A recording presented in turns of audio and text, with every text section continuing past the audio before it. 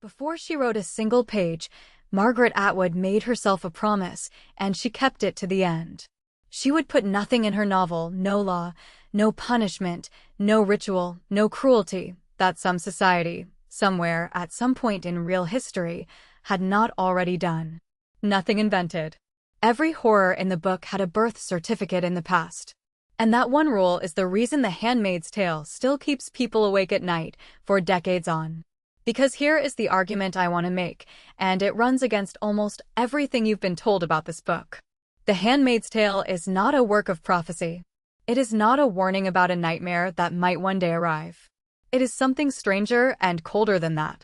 It is a compilation, a scrapbook of things that have already happened, cut out of history and reassembled into one country. Atwood didn't imagine Gilead. She collected it. Most people read this novel as science fiction, as a leap into a monstrous future. Atwood herself hated the label.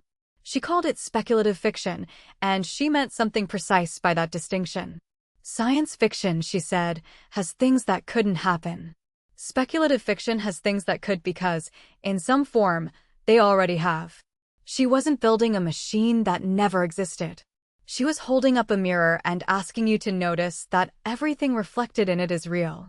So when you finish the book and think, thank God that's fiction, you've missed the trapdoor. But we'll come back to that trapdoor, because it's the whole point.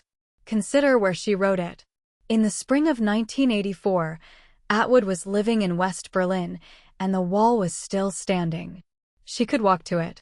On the other side was a functioning state that watched its citizens, controlled their movement, and rewrote what they were allowed to think.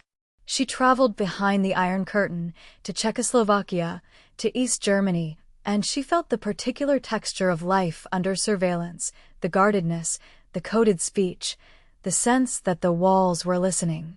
That atmosphere soaked into the book. Gilead's paranoia isn't invented dread. It's a smell she brought back with her from a divided city. But the wall was only the beginning of what she borrowed.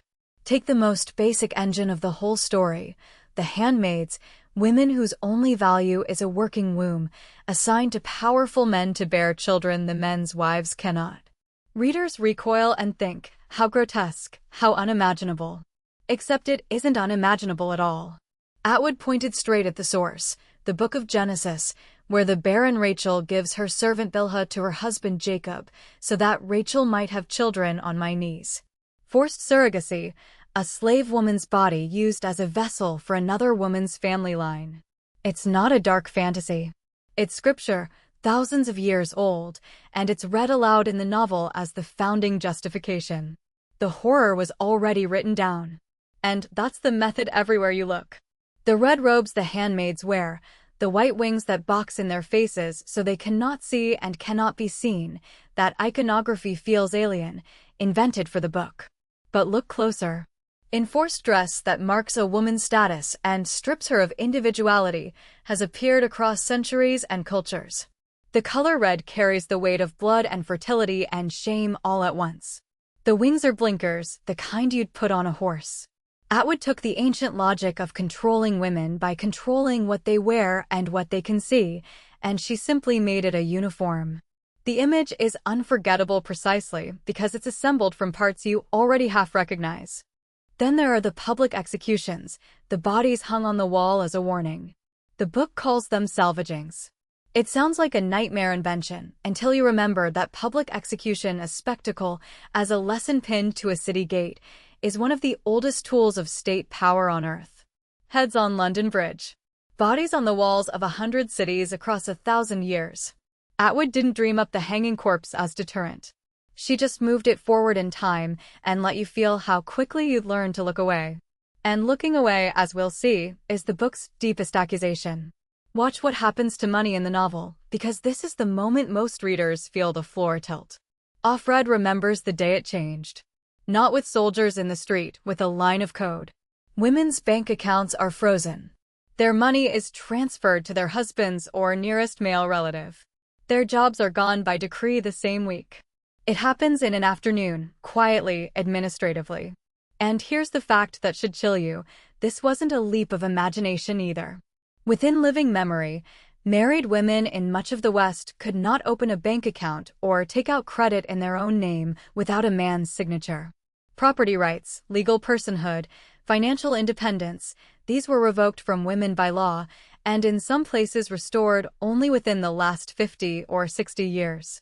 Atwood watched how recent that history was and asked a devastatingly simple question: what if it went the other way again, and fast? But the speed is the real terror, and that deserves its own moment. Because the lie the novel is built to demolish is a single sentence: it can't happen here. Offred says it herself, remembering how ordinary the collapse felt. Nothing changes instantaneously, she thinks.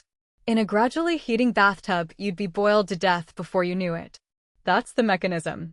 Not tanks, not a coup you'd resist, but a series of reasonable-sounding steps, each one small enough to explain away, until one morning you look up and the door is locked. Gilead doesn't arrive. It accumulates. And every step Atwood describes, the emergency, the suspended constitution, the temporary measures that never get lifted, is drawn from the ordinary playbook of how free societies have actually lost their freedom. She's not predicting. She's diagramming. Now think about the books. In Gilead, women are forbidden to read. Signs become pictures. Scripture is locked away and read only by men, quoted selectively to justify whatever the regime needs justified. There are scenes of burning, of destruction, of a culture erasing its own record. And book burning, control of literacy, the terror of a population that can read none of this is speculation. It is one of the most reliable signatures of tyranny in recorded history. Keep people from reading and you keep them from comparing, from remembering, from imagining an alternative. Atwood, a novelist, understood better than anyone that the first thing an oppressive state fears is a woman with a book. Which is exactly why Offred's real rebellion is so small and so enormous. Because Offred's resistance isn't a gun or an escape. It's language. She hoards words.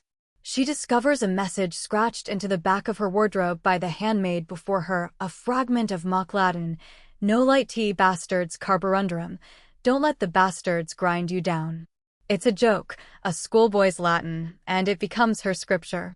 She narrates her own story in her head simply to stay a person. And that act, the private, stubborn keeping of a testimony, is the thread that leads us to the part of the book almost everyone skips. The part that changes what the entire novel is doing. Turn to the last pages. After Offred's story ends, ambiguously, a van door closing, and she says she doesn't know if this is her end or her beginning, and steps up into the darkness within, or else the light after that, there is a coda. It's called the historical notes. And here Atwood pulls off the most quietly devastating move in the book. We jump forward 200 years. We are now at an academic conference in the year 2195. Scholars are studying Gilead as ancient history. And the tone shifts to something you'll recognize instantly: dry, chuckling, faintly bored. A professor cracks jokes. He cautions the audience against judging Gilead too harshly. We mustn't be moralistic, he says. We must understand it in its own context. Offred's whole agonized testimony, we learn, survived only as cassette tapes found in a footlocker, transcribed by men who openly wonder whether it's even authentic, and who care more about identifying the commander than about the woman who suffered. And they never find out what happened to her. Neither do we. But that isn't a loose end.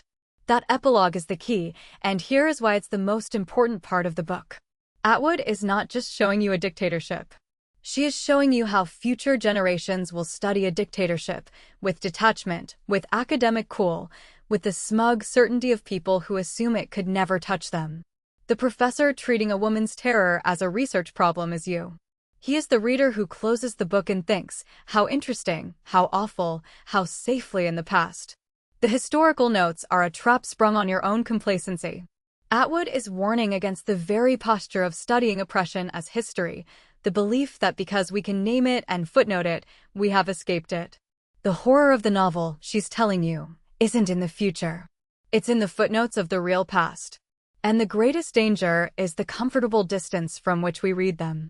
Which is why this book has never once been out of print since it was published in 1985. Not because it predicted a specific regime, but because it keeps re-becoming relevant, over and over, in country after country. Every time reproductive rights are debated as though a woman's body were public property.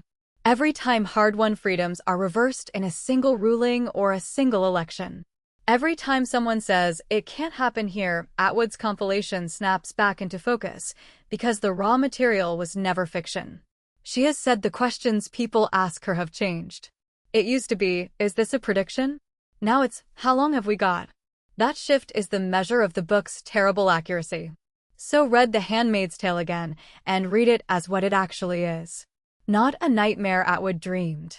A ledger she kept of forced surrogacy from Genesis, of women's money seized within living memory, of executions on city walls, of burned books and blinkered eyes, of freedoms lost one reasonable step at a time. Every entry true. Every entry taken. The novel's genius is that it invented nothing, and that is precisely why it can't be dismissed. You can argue with a fantasy. You cannot argue with a mirror.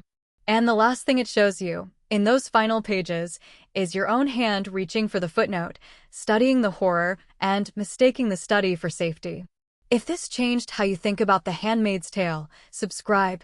We break down the most important books ever written, one argument at a time. New video every week. And if this was worth 10 minutes of your life, hit like. It helps the channel more than you think.